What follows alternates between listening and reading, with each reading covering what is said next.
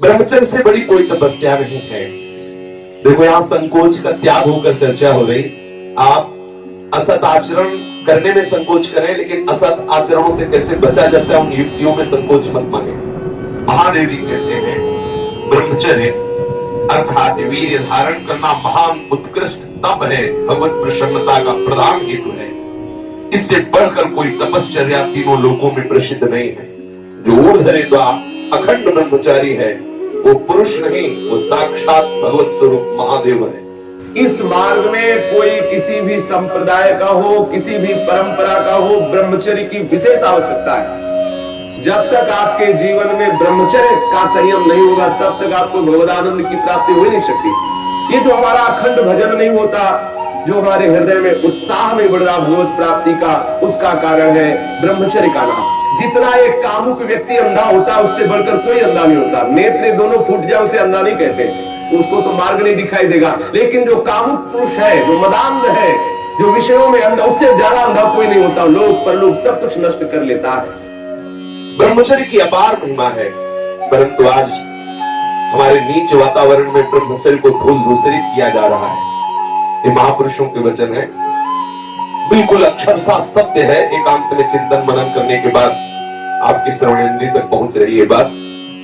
आज की नीचता, आज का मनोरंजन ब्रह्मचर्य को धूल धूसरित कर रहा है, ब्रह्मचर्य का नाश कर रहा है।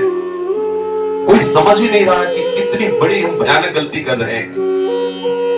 ये वीर शक्ति हमारे प्रभु की अद्भुत कृपा है। अगर इस पर हम दृष्टि डालें तो आप जिस मार्ग में चलना चाहेंगे उस मार्ग में आपको बहुत बड़ा बल, बहुत बड़ा संबल, बहुत बड़ी सामर्थ्य मिलेगी ब्रह्मचर्य से। ये भगवान की कृपा शक्ति है। जो इसका पतन करते हैं निसंदेह हो किसी योग्य नहीं रह जाते। ब्रह्मचर्य का ह्रास जीवन का नाश अर्थात मृत्यु, संपूर्णतया सत्यनाश, सर्वनाश, मृत्यु, ब्रह्मचर्य नाश, सुख का नाश, आरोग्य का नाश, तेज का नाश, विद्या का नाश, बल का नाश, सामर्थ्य का नाश, स्वातंत्र का नाश, धर्म का नाश, भजन का नाश ब्रह्मचर्य के नाश पर है। यदि आपने ब्रह्मचर्य नष्ट कर दिया तो आप किसी काम के नहीं रह गए। आधार स्तंभ टूट गया तो चाहे जितना सुंदर भवन हो नष्ट हो ही जाता है। धर्म नाश होने से संपूर्णतया नाश माना जाता है। जिसका ब्रह्मचर्य नाश है वो कभी भी धर्म से युक्त नहीं रह सकता। हमारे स्वास्थ्य की संपूर्णतया वृत्तियों को बिगाड़ देने वाली एक चेष्टा है। मरणम बिंदु पातेन जीवनम बिंदु धारणा। ये भगवान शंकर का अमिट सिद्धांत है कि जो वीर के साथ खिलवाड़ करता है वो साक्षात मृत्यु का वर्ण कर रहा है। जो वीर को रोकता है, धारण करता है, वो अमर है, वो भगवत स्वरूप हो जाता है। ब्रह्मचर्य ही जीवन है और ब्रह्मचर्य का नाश ही महान मृत्यु है। ब्रह्मचर्य ही स्वस्थता है, ब्रह्मचर्य का नाश ही महान रोगों का निमंत्रण है। जो अपनी इस जीवन शक्ति, वीर शक्ति को नष्ट करते हैं उनका लक्षण है वो चिड़चिड़े स्वभाव के हो जाते हैं। थोड़ी सी बात में बहुत गर्म हो जाते हैं, दूसरों को अशांत बना देते हैं, खुद अशांत बने रहते हैं। थोड़ी थोड़ी बात में बहुत बड़े अपवित्र कार्य कर बैठते हैं। जिन्हें ब्रह्मचर्य व्रत रखने की बात जिनके जीवन में आई वो महाक्रोधी हो जाते हैं, ईर्ष्यालु हो जाते हैं, पापात्मा बन जाते हैं और घोर विषयों के गुलाम बन जाते हैं। जैसे जैसे उनकी जीवनी शक्ति नष्ट होती वैसे वैसे उनको लगता है कि विषय में सुख और है, इससे नहीं तो इससे, ऐसी वासना बढ़ करके उनकी महादुर्गति हो जाती है। यदि आप अपनी इंद्रियों को नियंत्रित नहीं किए, आपने अपने को संयम में नहीं रखा तो सबसे बड़ी मूर्खता कर रहे हो। आप ठगे गए, अपने आप से आप ठगे गए। सावधान, जिसने अपनी इस जीवनी शक्ति का अपव्यय कर दिया उसका जीवन नष्ट हो जाता है, कुछ भी करने लायक नहीं रहता। वो केवल एक नाटक होता रहता है, अंदर अंदर उसको वही चिंतन चलता रहता है उसी विषय सुख का। और अवसर आने पर ना प्रगट में अवसर ना आया तो चिंतन मात्र से। देखो इस शरीर में कहीं भी वीर की शक्ति की थैली नहीं है, जैसे पित्त की थैली, ऐसे ऐसे अलग अलग, ऐसे कहीं भी कोई कोष नहीं है। कोई ऐसा शरीर में स्थान नहीं है जहां से आज भी डॉक्टर ऑपरेशन करके निकाल सके कि देखो ये वीर शक्ति का स्थान है। हर नस नाड़ी में वो व्याप्त शक्ति है। जब आप मन से संकल्प करते हैं उसी समय वो पूरे शरीर से संचित होकर एकत्रित हो जाती है। उस एकत्रित होने वाली नाड़ी का नाम है मनोवाक। और जिस समय आपने कामतापूर्वक संकल्प आगे बढ़ना आएगा, संकल्प किया, उसी समय आप बेकार हो गए। वो भले किसी कारण से बाद में वो शक्ति नष्ट हो, लेकिन बेकार आप उसी समय से हो गए। इसलिए सावधानी पूर्वक गंदे क्रियाएं, गंदे लोगों का संग और गंदे विचारों को अपने अधीन किया जाए। ब्रह्मचर्य के अभाव में हृदय सूखने लगता है। भगवत प्राप्ति की क्या, संसार की उन्नति की भी भावना नहीं रह जाती। लोग परलोक सब उजड़ा हुआ नजर आता है। जो ब्रह्मचर्य छीण करता है उसकी स्मृति का नाश हो जाता है, नेत्रों में कम दिखाई देने लगता है और लघुशंका के साथ वीर शक्ति का स्खलन होने लगता है। वो जान नहीं पाता, उसकी जीवनी शक्ति नष्ट होने लगती है। वो बिना किसी कारण अशांत बना रहता है, लाखों चिंताएं उसके मन में डोलने लगती है, वो दुर्बल होने लगता है, बड़ा निद्राल का वो वशीभूत हो जाता है। जरा सा निद्रा रही, जरा में हम तो देखते हैं लोग बैठते ही सोने लगते हैं और मोटापा बढ़ जाता है, आलस्य बढ़ने लगता है, उदासी आने लगती है, हृदय में घबराहट पैदा होने लगती है, श्वास अवरोध होने लगता है, कष्ट से श्वास या श्वास तीव्र गति से चलने लगती है, यक्षमा हो जाता है, पृष्ठ शूल रोग हो जाता है, कटिवात हो जाता है, शिरोवेदना बढ़ने लगती है, जोड़ों में दर्द होने लगता है, दुर्बल हो जाता है और निद्रा के समय उसका जो शक्ति है वो क्षीण होने लगती, बह जाती, उसको पता ही नहीं लगता। मानसिक अस्थिरता, विचार शक्ति की दुर्बलता, ये भयानक कमजोरियां उसके जीवन में प्रकट हो जाती है, जो इसे मनोरंजन समझता है। सावधान, अगर आप अशांति से हटकर शांति में जाना चाहते हो, दुख से बचकर महासुख का अनुभव करना चाहते हो, तो ब्रह्मचर्य पर दृष्टि दीजिए। ब्रह्मचर्य चारों पुरुषार्थों का, धर्म अर्थ काम का मूल है। ब्रह्मचर्य भोग और मोक्ष प्रदान करने वाला है। वीर अनंत अनमोल सिद्धि है। इसी वीर के बल से जिस देवता को चाहो तुम अधीन कर सकते हो, उसके नाश से तुम पूर्ण पतित नीच बन सकते हो। बिना ब्रह्मचर्य धारण किए हुए कोई पुरुष कदापि किसी भी श्रेष्ठ पद का अधिकार नहीं प्राप्त कर सकता। वीर भ्रष्ट पुरुष कदापि पवित्र नहीं, कदापि धर्मात्मा नहीं, कदापि महात्मा नहीं हो सकता। वो दंभ और पाखंड भले कर ले। बिना ब्रह्मचर्य के प्रत्यक्ष इंद्र भी तुच्छ है, पद दलित है। साधारण मनुष्यों की तो बात है क्या, परमार्थ के पथ पर या व्यवहार के पथ पर जिधर भी तुम जाना चाहते हो, अति आवश्यक है ब्रह्मचर्य। समस्त विद्याओं की सूक्ष्म रहस्य को प्रकाशित करने वाला ब्रह्मचर्य, समस्त वैभवों की सिद्धियों को प्रकाशित करने वाला ब्रह्मचर्य, समस्त सौभाग्य का उदय करने वाला ब्रह्मचर्य।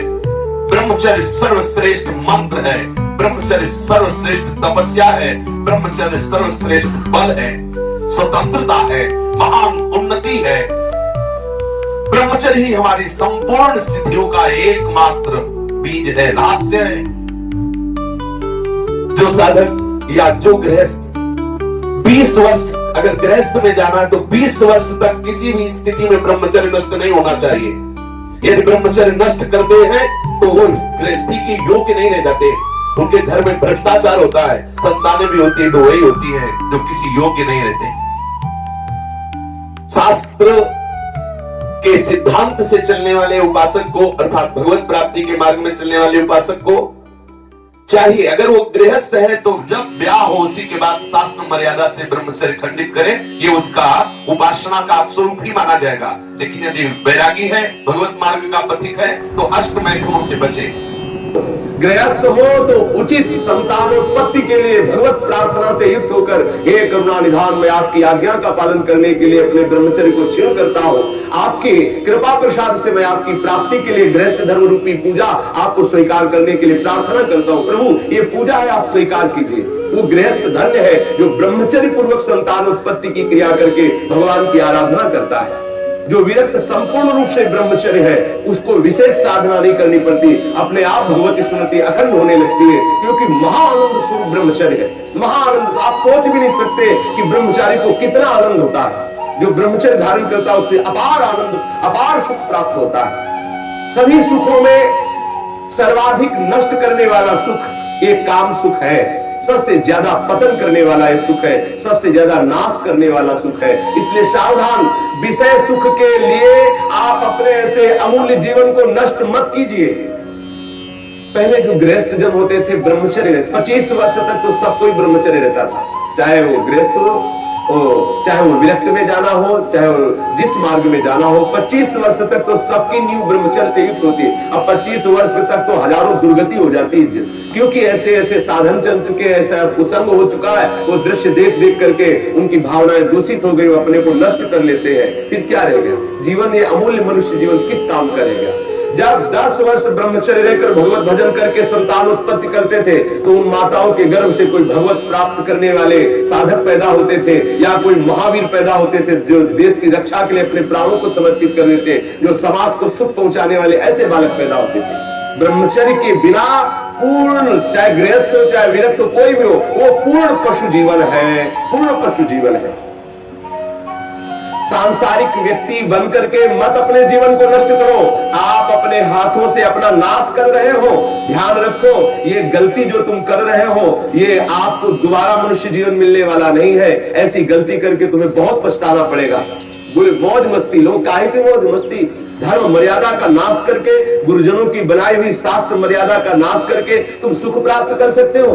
कुछ समय मिला, कर लो जो करना है। ऐसे भयानक रोग पैदा होंगे कि मरोगे, कोई पानी देने वाला नहीं मिलेगा। ये सब नाटक भूल जाएगा। इसलिए शास्त्र और गुरु की बनाई हुई मर्यादा के अनुसार चलो, तो ही संसार में भी तुम सुख का अनुभव, जहां नहीं है सुख वहां भी अनुभव कर सकते हो, यदि शास्त्र और गुरु की मर्यादा से युक्त रहोगे, उनके बनाए हुए विधान के अनुसार चलोगे। ये जो आजकल सब चल रहा है ना, ये बहुत हानिकारक है। जिसके जीवन में छोड़ दो, जो जिनका ब्याह हो गया, वो अपने पति को छोड़ करके दूसरे पतियों के पुरुषों की तरफ कामुक दृष्टि से देखती है, जानते हैं उनकी क्या दुर्गति होती है? पति वंचक परपति रति करई, रो रो नरक कल्प शत परई, और विधवा होए पाए तरुणाई। अगला जन्म होगा और वैधव्य को प्राप्त हो जाएगी। जो पुरुष अपनी पत्नी का त्याग करके पर स्त्री से गमन करता है, तो नरक में जाकर के उसको तपाए हुए लोहे की लाल लाल ऐसे स्त्री आकृति से उसे हजारों वर्षों तक चिपकाया जाता है और जलता रहता, वहां मरना तो है नहीं। ऐसा मत सोचो कोई देख नहीं रहा। जैसी थरिवंश नरक गति दुर्भर यम द्वारे कटियत नख छीके, वहां ऐसा हिसाब है कि कहां छीका, किस लिए छीका, और आपकी नाक काट दी जाएगी।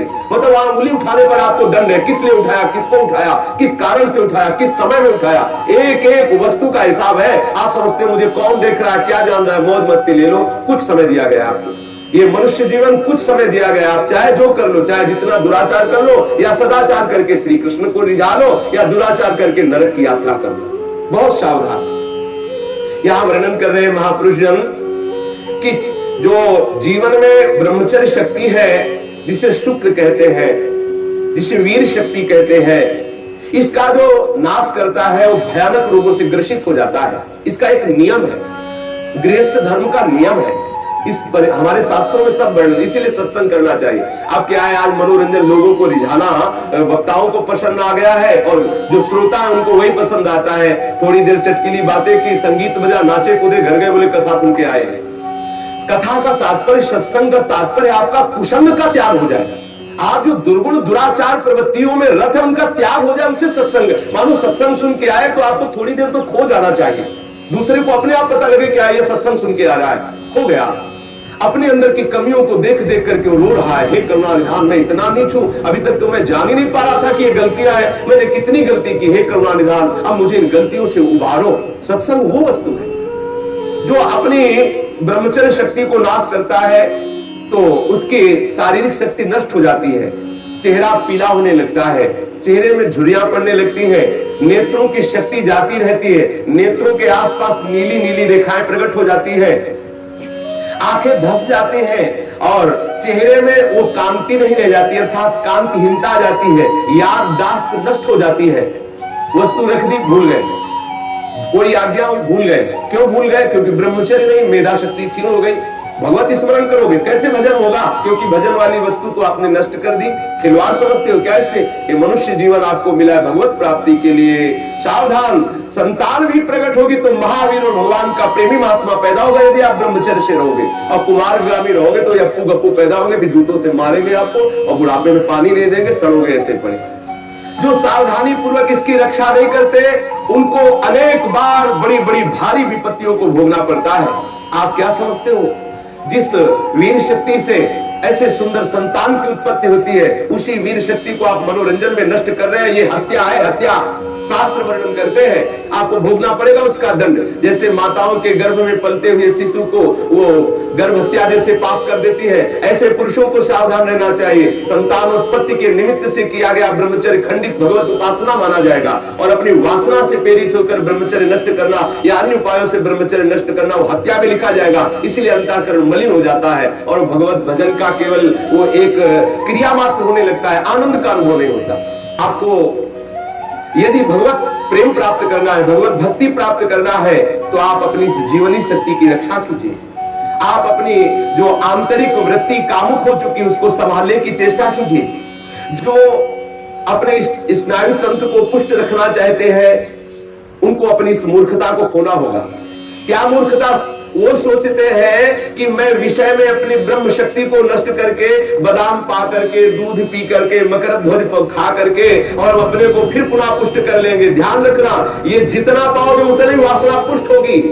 जिसके चेहरे की तरफ देखो ऐसा लगता है जैसे किसी मकान में आग लगा दी जाए तो फिर वो मकान की शोभा क्या होती है। ऐसे जिसके जीवन में पुण्य नहीं रह गए, भगवत आराधन नहीं रह गया, ब्रह्मचर्य नहीं रह गया, सदाचार नहीं है, बड़ों का सम्मान नहीं, उसका जीवन क्या है? जीवन कैसा पशुवत जीवन हो। छोटे छोटे अभी बच्चे 15-16 वर्ष के माता पिता के अवहेलना करके मनमाना आचरण करते हैं। ये जो ब्रह्मचर्य, इस पर विशेष ध्यान दिया जाए। यदि हम ब्रह्मचर्य पर ध्यान नहीं देते तो स्मरण शक्ति का नाश, शरीर में मोटापा, दिल की कमजोरी, अस्मायिक वृद्धावस्था का प्रकट हो जाना, नपुंसकता, नेत्रों के रोग बढ़ना और नाना प्रकार से अंदर ही अंदर सब खोखलापन हो जाना।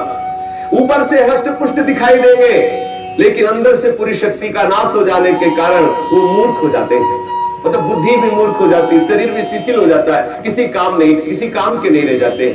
ये मत समझो कि इतना ही सुख है, यहाँ तो सुख है ही नहीं। ये जो बच्चे, बच्चियां, माताएं, बहनें या पुरुष अपनी वासना का शिकार हो चुके हुए हैं, उनको खेद करना चाहिए बात सुनकर और सावधानी पूर्वक आगे बढ़ना चाहिए परमार्थ में। गलती का पोषण नहीं करना चाहिए। आज हमारी ऐसी बेईमानी है कि हम अंदर की गलतियों को छुपाते हैं और थोड़ा सा भी गुण होगा तो उसका प्रचार करने लगते हैं। अंदर की गलतियों को गलती मान करके उनको दूरी किया जाए, चाहे वो बच्चा हो, चाहे वो जवान हो, चाहे बूढ़ा हो। गलतियों को छोड़ करके भगवत मार्ग में आगे बढ़ो तो आनंद का अनुभव होगा। ये प्राणों की पूर्ण शक्ति है, जीवनी शक्ति है, इसे व्यर्थ में नष्ट मत करो। सावधान हो। देखो आप थोड़ी देर ब्रह्मचर्य लेकर के देखो, आपके नेत्रों में चमक आ जाएगी, आपके कपोलों पर लावण्य आ जाएगा, आपके हृदय में बिना कुछ किए एक आनंद की लहर सी दौड़ती रहेगी। थोड़े दिन रह के देखो। कुछ दिन ब्रह्मचर्य रहने पे कष्ट का अनुभव होता है। जब अंदर वासना होती है ना, वो प्रेरित करती है। जैसे जैसे ब्रह्मचर्य बढ़ता वैसे वैसे अंदर आह्लाद होता है। तो हम आह्लाद को नहीं सह पाते तो लगता है कि यदि ब्रह्मचर्य क्षीण हो जाए तो मुझे सुख मिलेगा, ऐसा लगता है।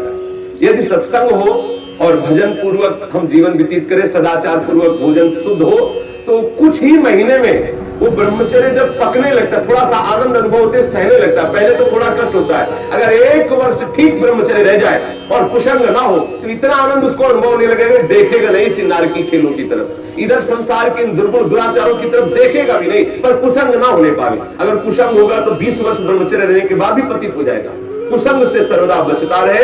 1 वर्ष अगर ब्रह्मचर्य हो सकता है थोड़े दिन कठिन लगे क्योंकि गलत अभ्यास हो गए, 1 वर्ष ब्रह्मचर्य रहिए। अपने आप स्वाभाविक जो क्रिया होती है उस पर दृष्टि मत डालिए। आप अपने संकल्प से कोई गलत कार्य मत कीजिए और ब्रह्मचर्य रहिए तो आपको आनंद का अनुभव होने लगेगा। भजन करना नहीं पड़ता, अपने आप भजन होता है। नींद कम हो जाती है, आसनों पर जितनी देर चाहो आराम से बैठ सकते हो। और कोई भी रोग हो वो अपना पूरा प्रभाव नहीं डाल सकता क्योंकि आपके अंदर ब्रह्म शक्ति विराजमान है। जो ब्रह्मचर्यहीन हो जाता है वो भजन का लाभ नहीं ले सकता है। मन, प्राण तथा ये ब्रह्मचर्य, ये तीनों एक ही है। जिसका ब्रह्मचर्य ठीक, उसके प्राण सूक्ष्म हो जाते हैं और मन शांत होने लगता है। जिसका ब्रह्मचर्य ठीक नहीं, स्थूल प्राण होने लगते हैं। पहचान है, ऐसे भैंसे की जैसे श्वास निकलती है। जब सोते तो बड़े भारी ऐसे घोटे शोरगुल होता है, स्थूल प्राणों का लक्षण है। और मन उनका चंचल होता है। उनकी श्वास, उनका मन, उनका ब्रह्मचर्य तीनों क्षीण होने से फिर न कोई भजन होता है, न कोई साधन होता है, न कोई चिंतन होता है। जिसकी श्वास स्थूल होती, मन चंचल होता है, उसका चिंतन एकाग्र नहीं होता है। ये बहुत काम की बात है, इसे संभाल कर रखिए। मत समझिए कि कोई साधारण बात हो रही, इसको संभाल लीजिए। यदि आप विरक्त हैं तो संपूर्ण रूप से आप सावधान हो जाइए। यदि गृहस्थ हैं तो संयम में आ जाइए। एक पत्नी व्रत धारण करते हुए संतानोत्पत्ति की भगवत पूजा का भाव रखते हुए ही गृहस्थ धर्म में ब्रह्मचर्य को खंडित कीजिए, अन्यथा ब्रह्मचर्य को धारण कीजिए। सावधान रहिए।